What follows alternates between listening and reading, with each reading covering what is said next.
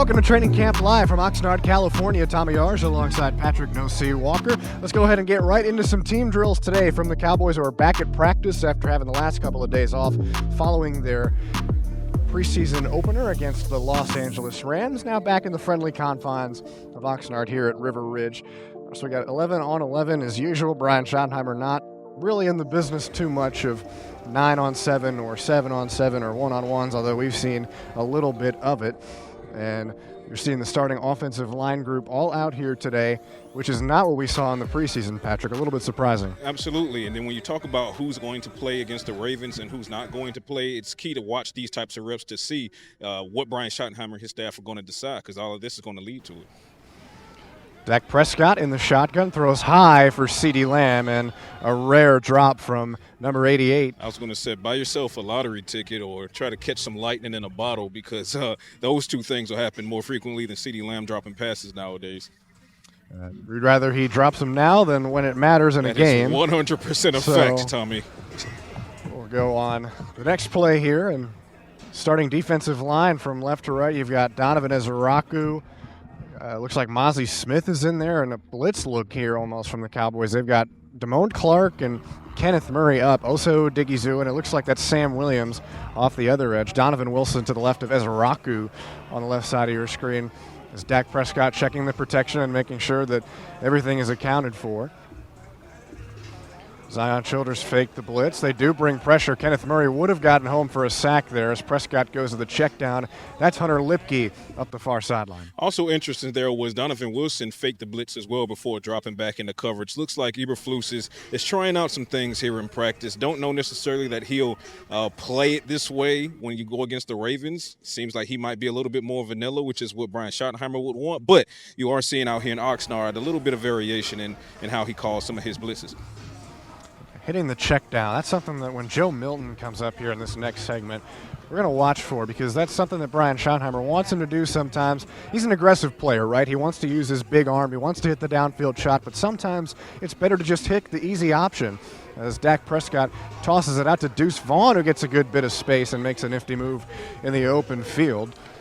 Vaughn saw some of him in the preseason game. Patrik, what'd you think? You know, this is what you need to see from Deuce Vaughn, plays like that. Now, unfortunately, in his return from the hamstring injury, which was the preseason opener, he didn't get but a handful of handoffs, if that. Made the most of them, averaged 5.5 yards per carry, but only 2 or 3. Would love to see more from him going forward. But again, that part of it is going to be on the coaches as far as how many reps he gets. The key is for Deuce Vaughn is staying healthy. That's something that he's combated each of the training camps that he's been with the Cowboys. Only 2 carries for 11 yards, so you hit the nail on the head there. 5.5 yards a carry there for Deuce Vaughn. Also added 1 reception for 2 yards. I think that was on those first 2 drives where they only gained 1 yard in 6 total plays, and that was the first quarter as well. As now you see Joe Milton with the second crew coming in, and noticeable here is TJ Bass getting the reps at center here. Usually you've seen Brock Hoffman be the second team center, but Brian Schottenheimer told us yesterday that they want to see more of TJ Bass in that role, because they feel like he's a good guard, but he can be a good center as well. And that's one thing they're looking at. And then when we spoke with Clayton Adams yesterday, he made a good point. You can't have enough guys who are able to snap the ball in an NFL game, because injuries do happen, unfortunately, and you don't want to, as he put it, find yourself in a mess. And it gives you, if you're TJ Bass, more job security too, if you will. The more you can do, the more valuable you are for a team when you're trying to make a 53-man roster. Here's Milton on the handoff to Phil Maffa, the rookie out of Clemson, who got some good burn in that preseason opener. Patrik, he's the biggest back in the room just in terms of pure size. You know, you look at Hunter Lipke, I kind of see him as not just a running back, but more of a Swiss Army knife for the offense. So in terms of the running backs that typically stay in that spot, he's certainly the most physically imposing. How do you feel like he utilized that on Saturday? I think that you saw the physicality on full display. You saw it in pass protection with him knocking down would-be blitzers. You saw it with him being able to go do the dirty work in the A and B gaps. But what I also saw from Phil Maffa was vision and some quickness and a little bit of speed that some people might not have anticipated from him. Milton with pressure coming. Keemon Hall would have gotten there for a sack, and you see how that affected Milton on that throw. It was a little bit early on the toss to Jonathan Mingo, who wasn't out of his break yet. A couple flags came in on that play as well. So could you call that a Hall pass? Tommy? Sure, I guess. No, but now that you made that joke, There you no, go. you can't call it that. I think you can. I Let's go don't with think it. so. But all jokes aside, I love seeing that from Keemon Hall. He's been stacking really good days out here in Oxnard, but not so much against the Rams in the preseason opener. We'll love to see him have a strong bounce back game against the Baltimore Ravens when we get back to Arlington. If a game was played today, I think he's probably your starting nickel. But the undrafted free agent rookie out of Kentucky, Zion Childress, is putting together some good days too, and he's definitely biting at his heels as Milton going through his reads. Has pressure on the backside from Donovan Ezeraku. Probably would have been a sack as Milton tucks and goes up the sideline, running out of bounds. And that's one thing that we know that Milton can do alongside the fact that he has an absolute cannon for an arm. But what we want to see him do is on plays like that, if he can keep his eyes downfield, maybe make some of those throws on the move, that will go a long way to his development, as well as the checkdowns that you spoke about a little bit ago and consistently putting touch on the ball.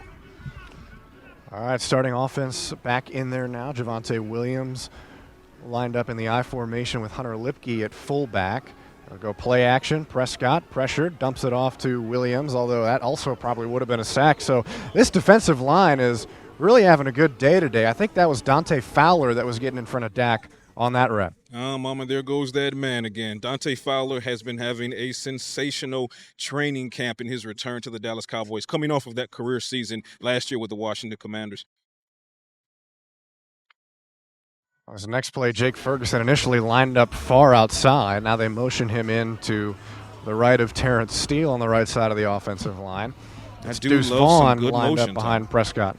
I do love a good pre-snap motion. They do a lot of it. We've arrived.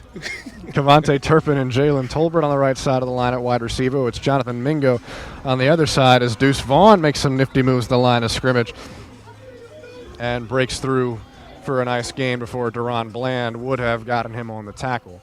And that's something that Deuce Vaughn has shown that he can do in his time at Kansas State and even in his time with the Cowboys. Granted, he's not been able to break through and get on the field for consistent reps on a week-to-week basis. But when you look at a play like that, it's the vision, it's the decision to plant his foot and go. It's north and south. It's not a lot of east and west. And he disappears and reappears at the second level. So that's a skill set the Cowboys would love to continue to utilize from him. Some more reps for Brock Hoffman at center here. You see him there instead of Cooper Beebe, the second-year man out of Kansas State. As Prescott drops back, looking to throw. He's got time, fires over the middle, and it's caught by George Pickens. A little bit underthrown. Pickens had to go and attack that one, but Pickens beats Andrew Booth that time to make the catch. And Andrew Booth is a guy, Patrick, that you'd want to see have a bounce-back week this week in practice after the preseason performance. Absolutely. Much needed from Andrew Booth. And not only Andrew Booth, but from the majority of the secondary. And I think that it's predicated upon their struggles against the run versus the Rams, which then set things up for Stetson Bennett to be able to just throw and pitch the ball all over the field. But yes, Andrew Booth, he struggled against the Rams, and you need to see him improve that going forward. Especially if the Cowboys are going to continue to be banged up at corner over the last few years, or the last few weeks, I should say, as Dak Prescott and Javonte Williams take off down the far sideline. That was a carry to Hunter Lipke, and now some extracurriculars after that play. Right on cue, Tommy, right on cue. This is a team, that's been operating on the razor's edge the entirety of camp, and that's why we've seen, a fight here or there. We've seen a lot of skirmishes, and it's just a matter of making sure, like Brian Schottenheimer said, that you play on the edge, but you don't go over the edge. And thankfully, that did not turn into any kind of penalty against them against the Rams, but they had other self-inflicted wounds that they're really going to have to clean up. Yeah, one too many self-inflicted wounds, too, if you will.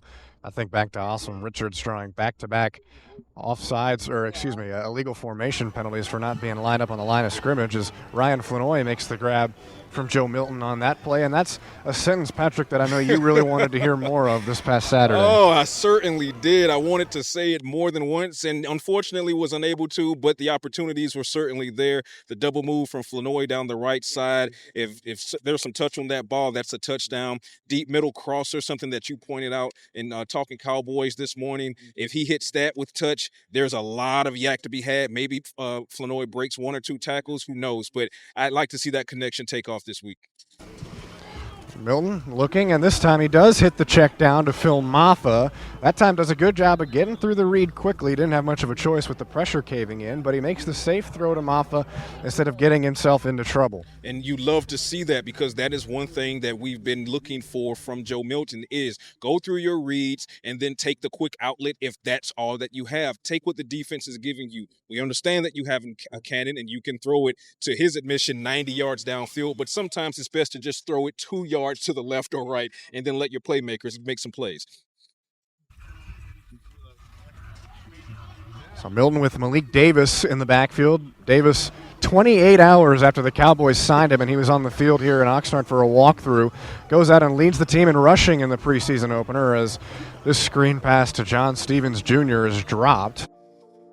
Credit to Joe Milton there in keeping that ball off of the ground. That was not the best snap, but he was able to get down there and regain himself and actually get that ball out. Unfortunately, it turned into a broken play, but this is what the Cowboys are looking for with these centers.